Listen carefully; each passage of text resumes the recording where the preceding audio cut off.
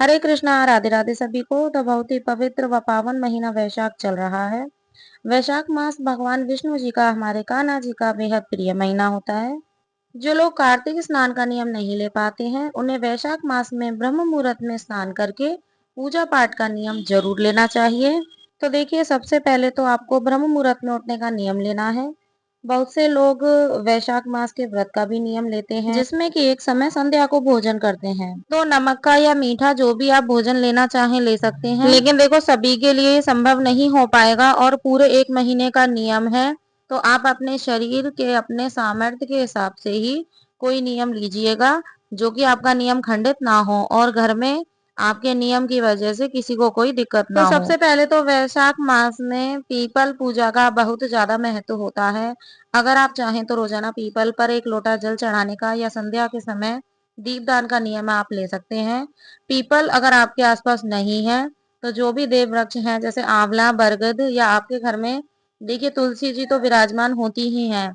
तुलसी जी की पूजा आपको नित्य प्रतिदिन करनी है, क्योंकि तुलसी हरि प्रिया है। शालग्राम भगवान हो या लड्डू गोपाल जी हो, उन्हें आपको तुलसी पूरे महीने में अर्पित जरूर करनी है। अगर आपके घर में अभी तक एक तुलसी का पौधा नहीं है या फिर आपकी तुलसा जी सूख गई है, तो आप वैशाख मास में तुलसी जरूर लगाएं और उनकी देखभाल करें।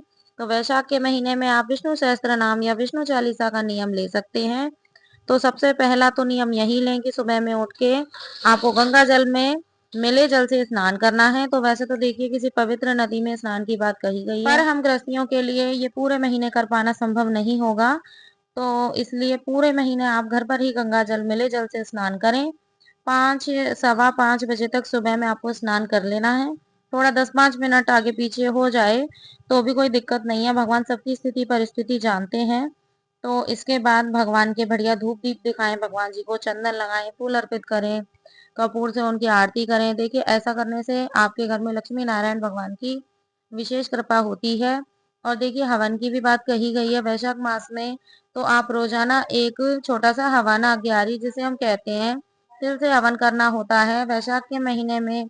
इसके अलावा लड्डू गोपाल या राधा रानी जी के श्री विग्रह अगर आपके पास हैं, तो उनकी सेवा पूजा नियमित रूप से आप अच्छे से करें, उनको डेली स्नान करवाएं, श्रृंगार करें, धूप दीप दिखाएं, आरती करें। मंत्र जाप का विशेष महत्व होता है। और कौन सा मंत्र? जो कि ओम नमो भगवते वासुदेवाय नमः, इस मंत्र का जितना हो सके ज्यादा से ज्यादा जाप करें।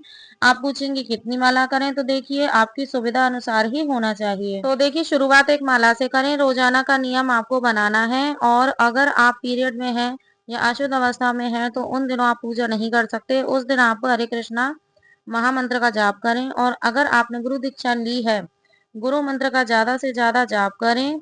और विष्णु पुराण में ऐसा वर्णित है कि वैशाख मास में अगर आप जल का दान करते हैं तो सबसे बड़ा महादान माना जाता है, क्योंकि वैशाख के महीने में गर्मी की शुरुआत हो चुकी होती है। तो देखिए, आप देखेंगे कि वैशाख मास में अक्षय तृतीया आती है, जैसे कि हम कलश का दान करते हैं, जल से भरा घड़ा, मटका जिसे हम बोलते हैं, पानी वाले फल जितने भी होते हैं, जैसे तरबूज, खरबूज, आम, ये सब इसी सीजन में आने शुरू हो जाते हैं। उसका रीजन यही होता है क्योंकि इस समय सभी को पानी की जरूरत ज्यादा होती है। आप चाहें तो प्याऊ लगवा सकते हैं जगह जगह। इससे ना आपको, आपके पितरों की भी कृपा आपको प्राप्त होगी।